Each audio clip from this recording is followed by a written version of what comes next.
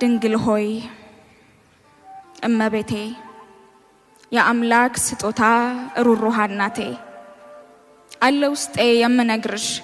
ከደጃፍሽ ተጠግቼ ካንቺ የተሻለ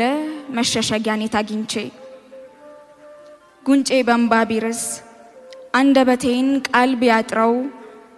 ልቤን አንዳች ስሜት ተቆጣጥሮ ቢወጥረው ምን አለ ያልጠየቅኩሽ ምን ቀረ ያልሰጠሽኝ በጠላቶቼ ፊት ሰው አርገሽ አቆምሽኝ ውድቀት ነበር የሚታየኝ መጥፋት ነበር እጣዬ በመልጃሽ ዳንኩ እንጂ ቀርጦልኝ ጣጣዬ ደጅሽ ላፈሰስኩት ያምባ ዘለላ